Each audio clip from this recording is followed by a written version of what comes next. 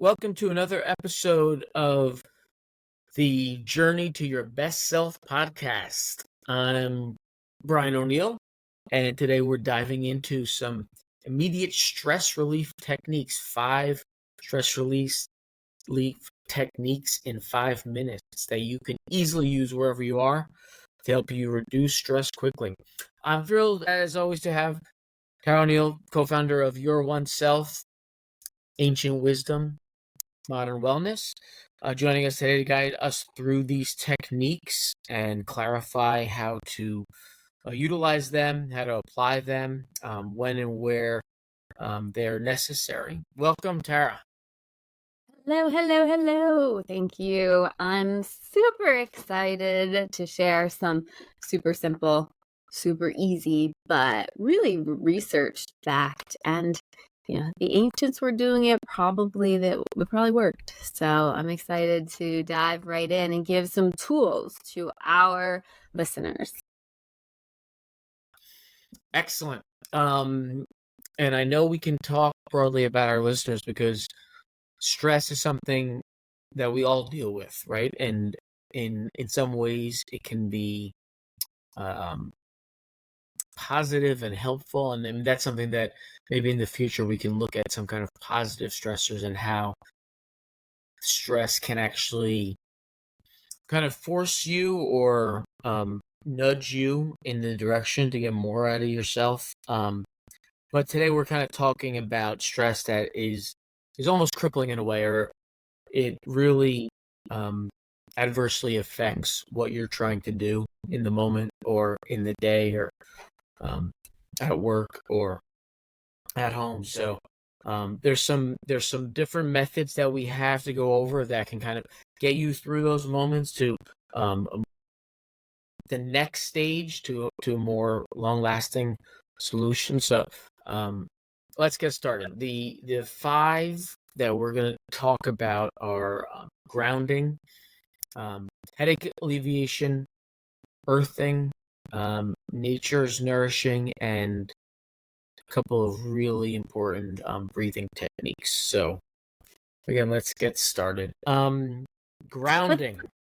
Grounding technique. Let's even define stress, right? So what is stress in its most basic definition? You could say that it is, I like to think of the body as just super intelligent and wise and perfect in many ways. And so a stress is any sort of threat to the system that allows it to respond and activates the system. So like you were saying earlier, there can be positive benefits for stress. We definitely want to build resilience to stress, but think of it as, you can think of it as an invader, a foreign invader. And so anytime there is a stressor, there's going to be a response. And so if we can understand how the system works and how our own system works, then we can know which stress response tools to use. And maybe we'll go to another episode of all the different stressors that you can have, because they're often external, but we also can have our own thoughts can be a stressor, right? And a lot of the things that we're dealing with in current modern times are our own thoughts that are stresses, because we're not being chased by saber-toothed tigers on the reg, right? We are actually relatively safe. We have access to most of our basic needs being met. So stressors have morphed into something a lot different. So new stressors, new strategies needed, right? And time is of the essence. So one of the most important things that we want to make sure we bring to you is simple, easy, quick ways to deal with the stressors. So we have said 5 minutes. You can take less, you could take more, but these have been designed and brought to you so you can do them. Most people have access to do these on a day-to-day basis, even throughout their day at work or home. Yeah, totally agree. And I mean, do you want to add anything to that in terms of stress? How would you define, I like to think of like, how would you tell a 7-year-old like what stress is? Because it's such a huge, massive topic. Or what would you tell your students? How would they define stress, or how would you define it to them? Yeah, it is. It is the great thing I think about these these techniques that we're going to talk about today, is that stress to me is a lot of one of the things that kind of compound the challenges of it is that it often comes from without. So it's these externalities, these triggers from the outside world and from your life, society, your job that overwhelm you, and you feel almost like it's like a wave that's just there's no way you can control. But these techniques kind of give you a little bit of agency and a way to fight back in a way, and kind of get you through when there's all those outside forces, seemingly in that moment kind of working against you. So that's the thing that I like about it. It's about empowering people, and it's about giving them the tools, like we always say, not carrying them, but guiding them and providing them the tools to get where we want them to go. Great. So, without further ado, stay grounded. Grounding techniques, and also maybe more famously known as the 5-4-3-2-1 strategy of immediate stress relief. One of those things that you can do when you're really feeling, well, I don't want to preempt you, but this is one of those that we wanted to lead with because it's so critical when you're having something that could be minor to moderate, almost panic attack or really kind of debilitating or stopping you stress from what you're doing. What this 5-4-3-2-1 techniques can really do a lot. So can you kind of give us a little bit of a definition and why it's such an effective method, why we've chosen to start with it? Yes. So right off the bat, let's talk about grounding. So when we talk about grounding, usually we're talking about bringing something ungrounded, like our thoughts, that might, if they were to be like in a place, they'd be kind of up here. We want to be down in the present moment in our body, not in our heads when we're having anxious thoughts or we're attached to the spiral of several different anxious thoughts. So the grounding part is like taking something that's flying, like think of like our thoughts is a plane flying. We want to ground the plane into the earth, so to speak. So we'll take the 5 things, each one associated with one of your senses. When we are feeling our senses, we can be more embodied and less attached to our anxious thoughts. So you could do this along with us. Make sure you're not driving or, it's safe. 5 things that you can see. So looking around, identifying 5 different things that you can see. I'll do it right now. I see a tree. I see the door. I see the floor. I see the fridge. I see my cat. I see a book. And so what that's going to do is it's going to take you right down, and it's going to change your trajectory so you're not attached to the thoughts that are floating around up here. Identify 4 things that you can touch, right? So you can touch, I'm touching my hair, my hands together, the chair that I'm underneath, and actually like giving it a little push so it feels like I'm a little sturdier. I'm picking up this book and maybe grasping my earring. So that is 4 different sensations. That's also going to help me feel more in my body. 3 things I could hear. I hear you say something. I hear you. I hear the birds chirping outside. I can hear the sound of me moving. So again, getting embodied. Smelling. So I smell. It just rained, so I have that like smell of the damp air, and I smell coffee that I had just heated up. And then one thing that you can taste, right? So I still have that coffee taste in my mouth, but you could pop a piece of gum in your mouth, you could chew something. And so all 5 senses have been engaged. Now I'm feeling super grounded, super present. Any last thoughts that were up there aren't there anymore. So again, 5 things you could see, 4 you could touch, 3 you can hear, 2 you can smell, 1 you can taste. And we'll put that in the show notes. Really super simple, getting you back into your body. How important it is, how important is it to kind of make sure you don't just do one of each. You don't just kind of half-ass it like. Well, I think there's a couple different elements. It's just 5, 4, 3, 2, 1. You don't want to Right. just I pop a piece of think gum that and say, "Oh, I did also one taste and not the others." right. So that is it's not, it wouldn't be probably complete because already when I was halfway through it, I've already been starting to transition. So a little bit is the duration. Like you need more than just that one, because that one taste, you might just shoot back up and be like, okay, I tried it. It didn't work. Right. And that's where that's going to be a thought speaking. That's actually not really you speaking. That's that anxious thought that wants to hold on. That's like, oh, no, tried that. It doesn't work. Right. So you have to trick those stressful, negative, or anxious thoughts into a different state. What we're really doing is we're changing our state. It's a state change, and we can talk about that later. Excellent. Yeah, so if I like that how you worded it, it wouldn't be complete, right? So depending on the level of the stressor or the stressfulness or the challenge that you're facing, doing it completely and fully is going to totally get you to where you need to go, rather than it being not effective because you didn't do it properly, right? And then you're still kind of stuck where you are. Yes. But we have other options if that doesn't work out for you, right? So let's talk. This is a big.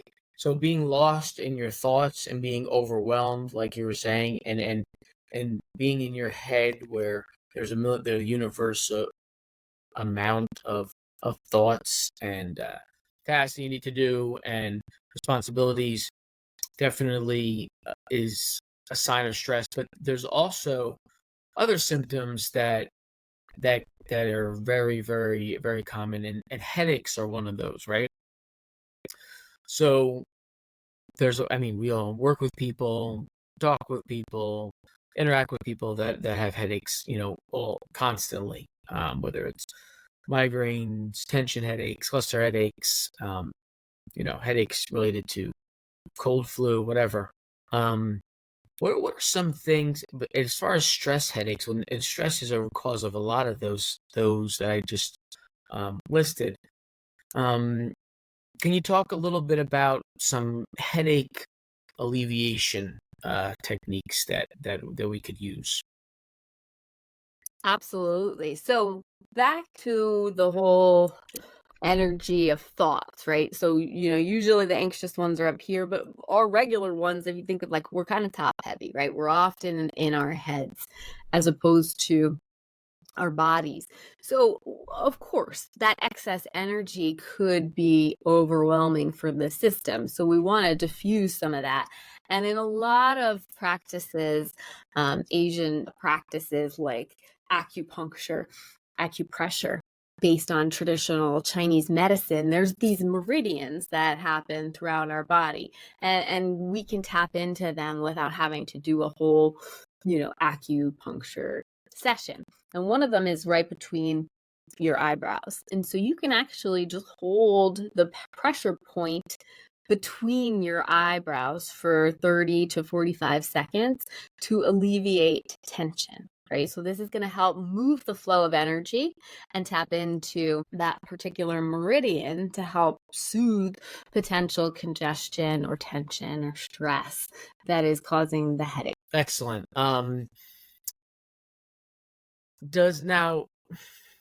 How forceful do you need to be when doing that? How do you know if you're doing it correctly? Is it kind of one of those things you feel better, it's working, or Yeah, Go so ahead. you can do it for a longer period of time. Of course, the 30 to Mm, 45 seconds is a simple, easy enough amount of time, whereas opposed to 5 minutes with your thumb on your forehead. I don't know how if you're in a meeting, that might be like a little excessive. But if you'd like to longer, but yeah, usually it should be you should feel relief. Again, what a lot of these are also going to be state changes, and it's going to take you away from problem or a thought that you were hyper focused on. So it's multifaceted, and it can be, helpful in a lot of different ways. Now, of course, if you've had a tension headache for 3 days, there might be some other things that you want to do, but it could be also a good time to remember that a lot of our stress is our body telling us that there is mm, like it's being invaded, that it's overworked, that it's overwhelmed, that something's off.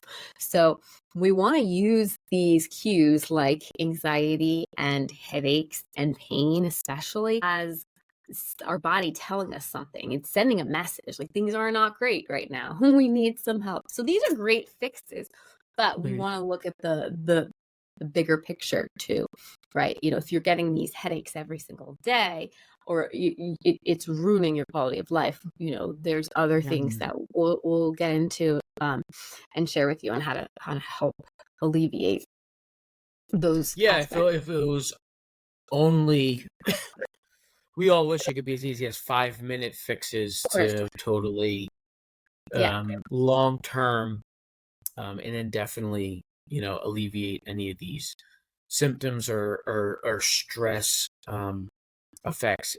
One of the things that I have found effective when getting headaches, and in the past when I had, I can remember years ago during graduation and looking for a new job and everything, getting these tension headaches, and it kind of goes to how, we're the connection is a big thing at YOS, but one of the things that you realize is that um, the pressure points that they talk about, like you said, with acupuncture, with the military, with um, you know, Mr. Spock in Star Trek, right? There's a lot of truth to a lot of those things, and there's this spot between your between your forefinger and your thumb, where that kind of that like webby flesh, that soft part of your hand is. That if you really kind of evenly apply pressure there, when you feel like an oncoming the onset of a headache, that was helpful to me. And then after that, to kind of, even if it didn't totally stop it from occurring, it would kind of lessen the severity of it, which was nice, and kind of quicken um, its length and duration. So that was great. And then going back to the head, you know, with your approach with the forefinger and thumb, like between right there on the forehead.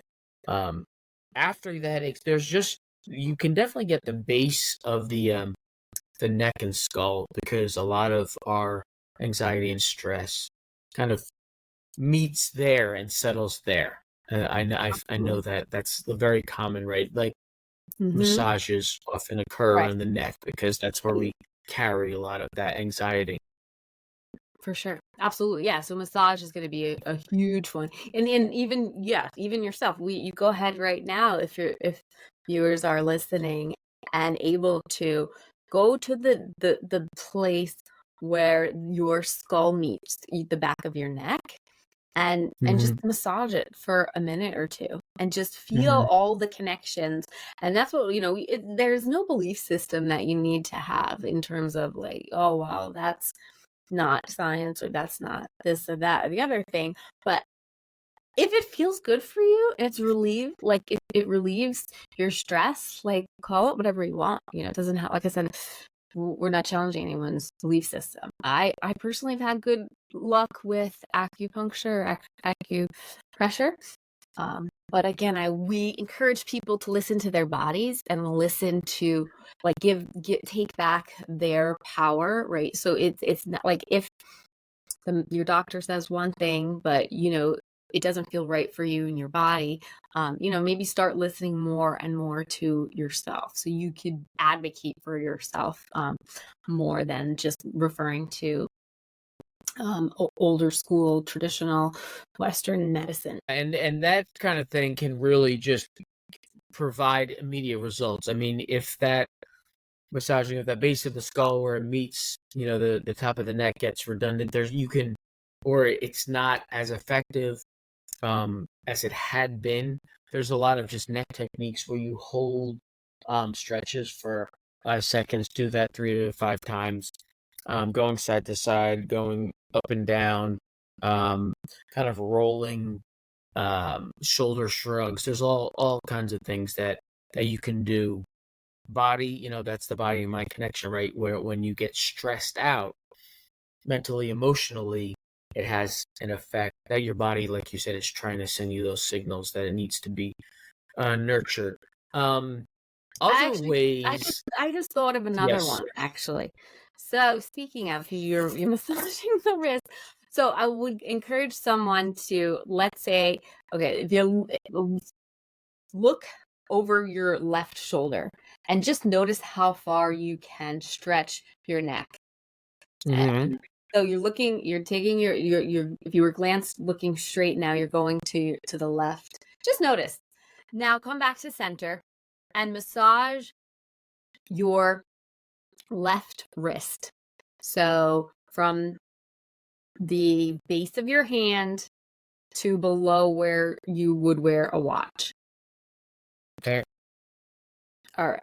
And now go back and see if you can stretch your glance to the left over the left shoulder any further.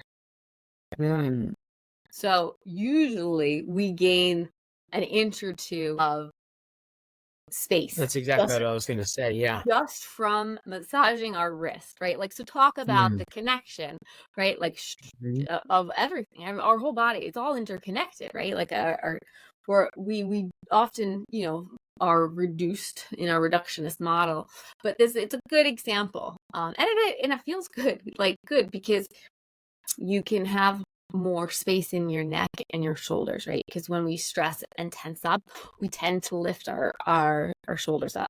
So so simple techniques. So pressure points are huge. Next technique número 3, earthing. So earthing is something that we're hearing more and more about these days. Can you explain what it is exactly and how it's going to help to alleviate stress? Absolutely. So earthing is not just, as a previous Southern California bit of a hippie, it's not just for us. It is actually scientifically proven that earthing helps with inflammation, your immune responses, wound healing. I mean, there are dozens, if not more, articles, published journal articles showing that the earth can rebalance our entire system, right? So the energetics of the earth. So, okay, great. How do we do it? If you can get outside barefoot, that would be amazing, right? Put your feet in the grass, in the dirt, on the sand, sit in the park, whatever you can do to closely be touching the earth, right? So the ions from the earth are going to help automatically balance our system. It is one of the most fastest healing, natural healing remedies. And I mean it's that. Absolutely. What let me think how to word this. What if some people modern day it's all they can do to kind of get out, because they maybe work from home, maybe they Uber Eats a lot of stuff, they're getting their the Amazon drop off, they're getting a lot of delivery, they live in a city, maybe an urban area, an apartment complex, how do they go about experiencing the benefits of earthing? Yeah. Well, fortunately now even earthing you can buy on Amazon. There are biomats, there are grounding mats, there are things that you actually sleep on that somehow they connect it to the earth and give you the same benefits. So, I would have to, I don't know, I can't recommend a specific brand at the moment, but do some research. And Mm-hmm. those same mechanisms are going to be available. So from earthing to transition perfectly to nature's nourishing. We have that great, connection with the earth that humans have, and we talked about really connecting through, kind of your feet and your body through even like the charges in the earth. Now, but there's other, aspects of nature when you can enjoy while keeping your shoes on. Um, why is this? This is like a series of podcasts on and the benefits of nature. But can you kind of summarize why nature is so beneficial for our, balancing out our stress levels? I mean, it might be a little abstract, a little out there, but I mean, we come from nature, right? We're just a bunch of stardust, right? So, Mother Nature is part of the universe at its in one of its rawest forms, right? So, we've done a lot of things to it to finagle us into this modern world, but like if you think of it, it's she's providing us with everything that we need in order to heal. So nature is it to me it's very pure or close to pure source energy. So the science of it is things just flow a little bit better with nature because it's a lot of that man-made those man-made aspects aren't interfering with it.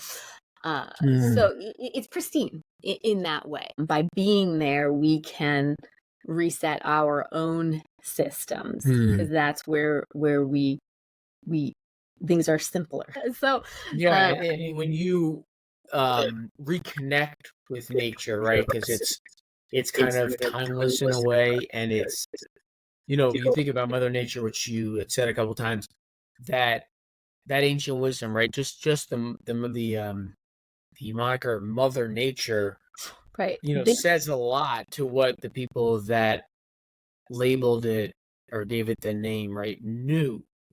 There is that, almost yeah, yeah, familial like connection that we have, like that it's such like a it's so it's such a given, and it's so understood, and it's so comforting to be around nature. And so that connection can kind of, it's almost like you're distracted away from the connection with these stressors too, but then um it's a reset in a lot of ways, getting back right, to nature, right, right? Because it feels like it's, in some ways, the stresses can't get to you when you're with your mother. Like, your mother will protect you when right. you're in nature, when you're out there camping, when you're out there hiking, when you're out there swimming in a creek.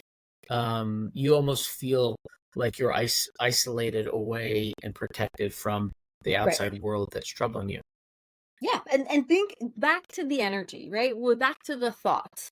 So we all have electromagnetic fields around us, and say we have a lot of thoughts that are hanging around up here. Like just going into nature, like Mother Earth is gonna like take that congestion and like disperse it. It's just gonna it's part of the ecosystem of nature, Mhm. right? To take disorder and to put it back into balance. And that's really what it is. It's just natural balance. And I think in a lot of ways it doesn't need to make sense. But yes, if you think of also the interference that we have now with technology, and we're not going to get into towers, but there's something to be said, right, about the interference from constantly being bombarded by EMS. So when you Yeah. go into nature, that's one less stressor that your body has to deal with. So, it's gonna allow you to dissolve and reset. In Mhm. Japan, they have something that is called forest bathing. It's Shinrin Yoku, and it's the Japanese art of forest bathing. And medical doctors still prescribe people to go into nature for a few days in order to heal their physical and mental ailments. So it is definitely proven. Not that you always, I mean, I also would like to go back to that whole sense of agency. Like, if it makes you feel better, you don't need a research study to do it, right? So going into nature, go camping, go for a hike, go for a walk, go do it and see. Use yourself as an experiment, a relatively benign experiment, right? If diving into the ocean makes you feel better every time, Mhm. that you don't have to Mhm. prove that to anybody. That's great. Do it. Just keep doing it. So that's my Excellent. little. Yeah. And yeah, just keep doing it. No excuses. You c- Thank you. There's no, anyone can make themselves, be can give themselves access to nature and can bring themselves back from, the modern coil. You can have a fish tank. You can, in certain ways, pets. You can have houseplants. You can have wildflowers. You can Right. grow plants. You can, go to your local park. You can Right. kind of walk your dog in nature. There's a lot of opportunities out there for those not, in a Yeah. cabin in the woods, and it's definitely critical part of the YOS And I also system. truly believe we can find a way, right? If there's a way, if you could find a way to have a cell phone and pay a cell phone bill, you could probably find a way to get on a bus and take it to a park and find some sort of nature. Mhm, So where there is a will, there's a mhm, way. And what I would challenge people mhm. is to take their health, their mental, their physical, and their spiritual health, like, as a priority. Yeah, and that's absolutely. And then when you go into nature, leave all these stressors. It happens naturally, in a way, right? Naturally, nature, but leave the stressors behind. Don't take anything with you, um, Yeah, no, except I did it your yesterday. AirPods, so you can listen to the Journey to Your Best Right, Self podcast while exactly. you're walking. That's all you need. But I mean, it's true. Like, you know, 40 years ago, we were able to get in the car and go for a drive without our phone. Now it's like, oh my gosh, I don't have Mm, a phone. But I did mm, it the other day when I wanted to go for a walk in the woods. I'm in the woods, a cabin in the woods, so I am a little bit immersed in nature, and I'm very, very grateful and mm, fortunate. And I'm definitely pushing the get in nature incentive movement. And I took my phone with me, and I was thinking, like, all right, well, maybe I should take my phone. Like, what if I get, eaten by a bear, or, there's a mountain lion or something, like, you know what? I was like, not to say that I was throwing caution to the wind, but still, since I had my phone with me, I found myself like logging in. I was like, oh, I want to look something up. And it's like that kind of defeated the purpose of me going for a walk in nature, because now I have, so even me, like somebody that is conscious and deliberate, like, mm, I have to trick mm. myself into, like, no, I'm not Yeah, taking my phone with me for the walk, right? So right. sometimes you just have to know yourself enough. It's no judgment or like failure. Oh, well, you're still on your phone. It's like, I know that I don't want that temptation, so I'm just not going to take it with me. That kind of a thing. Excellent. Okay. Last but not least, I feel like this one is in many ways the most important of the techniques because it is a temporary fix, but it also lends itself to being a moderate to long-term fix because it is so integral to the journey to your best self and YOS's ethos, and it's just so critical to the mind body spirit connection, and that's breathing. So breathing is super important. We all need to do it, or else that's it. But we're going to talk about some breathing techniques specifically that you recommend. So can you talk about maybe one of the most important things that, where we'll have breathing focused discussions in the future, exclusively because it's such a really critical exercise. But can you first talk about maybe the benefits of kind of breathing through the nose, out through the mouth, and then we can kind of highlight box breathing, because that is a technique maybe a little bit next level, super effective and kind of a bit trendy now. Maybe some incorrect guidance on how to effectively implement it. So first, start us out with the kind of a little bit of an overview, what breathing into the nose, out to the mouth, timing, and then go into box breathing. Yeah, absolutely. And so breath is such an important aspect of yoga. And just to preface with the fact that Eastern traditions have a concept that we don't even really have here in the West, and that's going to be universal energy. So you may have heard, our viewers may have heard of prana, chi, and ki. These we'll call it sometimes the life force or universal energy in the West, but we don't really have it interwoven in our society. But basically, I mean, this is one of the major tenets of Source, right? Like, we're not breathing, we're being breathed. And so we want to move that life force around us. So yes, of course, like the oxygen within our body, we know in the medical community that's how important that is. So like at the very basic level, all of our human bodies need the oxygen, but even further, we take it with us as the prana, the chi, the ki, to move the elementals of source energy, of universal energy, which we can dive into another time.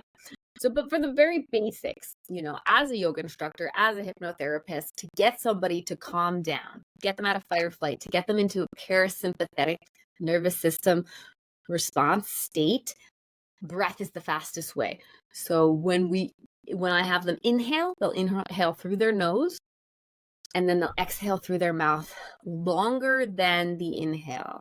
So that is going to send a message to the nervous system that you're safe and that you can go into rest and digest. And rest and digest is what it sounds like. You can, it's time, like the body's safe. There's no major danger, and you can downshift. It's like pressing the brake. So inhaling through the nose and then exhaling slowly through the mouth is going to be really helpful. You can do that anytime. And then there's dozens of other breath techniques we'll get into when we dive into a whole episode of breathing. But one of the ones I like the best is box breathing, because it's pretty simple to remember. It's a box and it's 4-4-4-4 breathing, which is, funny, my favorite numbers. This, and one of the, not to cut you off, but one of the reasons we wanted to highlight this technique is because it's pretty accessible. Even you don't have to be an expert and have practiced these pranayamas and the tumas. I don't even know, like all these different breathing techniques and practices, right? You can just be somebody who absolutely needs to calm down and wants to de-stress, and you can remember this pretty easily, and you can apply it without necessarily somebody being there with you. So go ahead. Yeah, right. You don't need a course, and though for our science viewers, it's this is the military breath, right? So I mean, again, there's plenty of evidence to support its therapeutic effects. But most simply, think of a box and think of on top, you're breathing in. So breathing in for 4 seconds. Good. Holding for 4 seconds. Breathing for 4 seconds. Holding for 4 seconds. And that's it. That's the complete box. So in your mind, you might even envision arrows going from the top of the box from left to right as you breathe in. 1, 2, 3, 4. Hold. 1, 2, 3, 4. Exhale. 1, 2, 3, 4. Hold. 1, 2, 3, 4. And then you're back to repeat. Right. So let's guide viewers through it one more time. Brian. So if you want to do it as I guide you. So imagining in your mind the box. And on the top of the box, the arrow going from left to right, breathing in 1, 2, 3, 4. Breathing out 1, 2, 3, 4. Holding 1, 2, 3, 4. Inhaling. And so you're going back, well, you would just repeat that, continue back in. So yes, I like the simplicity of it and the proven statistics and yeah, even just doing it that 2 or 3 times, just it definitely calms the nerves and right. You like it's just amazing how connection is a big theme here, and being connected and kind of like timelessness of the things that we try to suggest and guide people with and implement and provide. Because one of the books that's on our kind of reading list and that I recently revisited was the Breath book, Breathe: The Science of Lost Art by James Nestor, and I had reread that, and it's amazing how you want to put that book really in the references how a lot of what's being proven now, and the U.S. military, that obviously is a big stamp of approval when they're teaching SEALs and Marine Corps to kind of utilize this in certain situations. But he always cross-references with thousands of years ago. This is, what a lot of the mentors and the yogis and the Eastern kind of like the wizened practitioners of Eastern medicine and tradition. We're talking about all this kind of stuff, and the breathing through the nose, right? And the deep breathing and the slow breathing, right? And the just the benefits of being mindful about the breathing and how that really can take things to the next level. And now so much of it is being proven in studies, in case studies, right, where they actually have where they test people before and after using these techniques and the amazing benefits that we see. Yeah. And that's agreed upon across the board. Right. That summarizes our ethos, right? It's ancient wisdom, modern wellness, right? It doesn't have to be this like competition of what one's better than the other. It's like a new earth. We're stepping into a new age where we can merge the two. So let's summarize. We got all right. We had the 5 techniques we went over today. Grounding, right? AKA 5, 4, 3, 2, 1, right? Where you're utilizing your senses to distract you, not distract, but will distract you in a way from those external stressors, and then also kind of reconnect you to the present and get you from being involved in the 30,000 foot your brain pinging back and forth and thinking all these thoughts and worries to the moment and getting kind of back within yourself and giving you some control. Anything I missed with the grounding? Yes, being present for sure. There's nothing that the present moment can't solve. Excellent. And then we talked about headache alleviation. You had that technique of that you could simply, force your finger right there, and that is something that anyone could easily do. We have the preemptive kind of massage of the hand and wrist that can stop things from happening, and then just kind of loosen things up. Just kind of showed how there's so much of your body is all connected together. So, your body's sending you signals. You're helping your body out, letting you know it's there. Those massages in the base of the neck, skull area, and just how your neck is a position is a part that you really have to be mindful of, and because that's where a lot of our anxiety, worry, stressors are kept in our body. So just take care of yourself. And then we went to earthing, Pressure right? points. If you want to do, yes, for sure. Oh, I mean, that was all the word. those massages are the reason those areas are effective is because of the how they're pressure points and important Yes, thank you. deep triggers. What about earthing? Do you want to sum that up? Yes. So earthing, connecting to the ions, the energetics, the balance that Mother Nature has, that the earth has. So connecting to that in some way, be it putting your feet in the grass, in the sand, hugging a tree, even buying a biomat, or there are ways you can create your own electrical, or I shouldn't say electrical, but energetic nature device. Excellent. And then that kind of connects right into nature, right? So the earth thing and then the nature's nourishment, just Forest being bathing. around nature. Yeah, for sure. Forest bathing I know all the way sounds from Japan, but so incredible.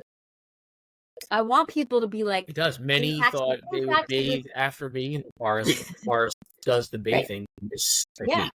Forest bathing. Just think of it. And I know that's the thing we could do is visualize. I'll just throw that tip in real quick. Is if you can't earth, you can think of your feet. Just imagine your feet in the sand and connected to the center of the earth. Or imagine that you have roots going out the bottom of your feet, like a tree, that you are connected to the earth, right? So moving that energy down. We're all energy, right? It's all just energy movement. And then Awesome. last but not least.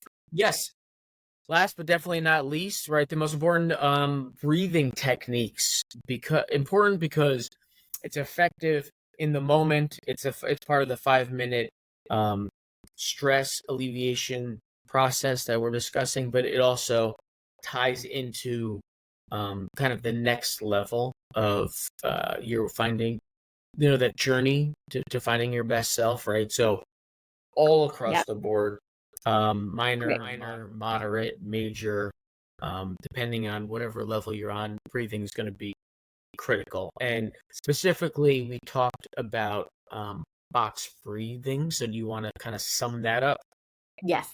Yeah, you can literally just think of a box and the number 4 seconds in, 4 seconds hold, 4 seconds out, 4 seconds hold, and repeat.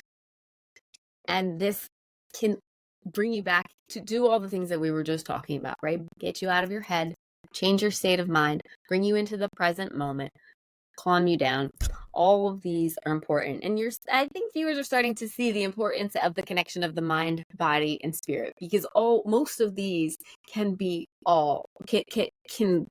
connect them all, right? The breath can help the mind and the body and the spirit. So can nature, right? So can the pressure points. So yeah, I think it's just wonderful. Like so many wonderful tools that I'm happy to share and can't wait to expand on throughout the season. Excellent. Absolutely. So I think we want to wrap there because we want people to kind of be able to go back to this and not have a lot of filler when they just want to get in there and kind of have a reminder of the strategies. If you do, one of the things that we do want to kind of discuss and kind of remind people is that we definitely love some feedback. And if you have any questions or you need clarity with any part of this, or you just want to, give a shout out or whatever it is, connect with other listeners, other viewers.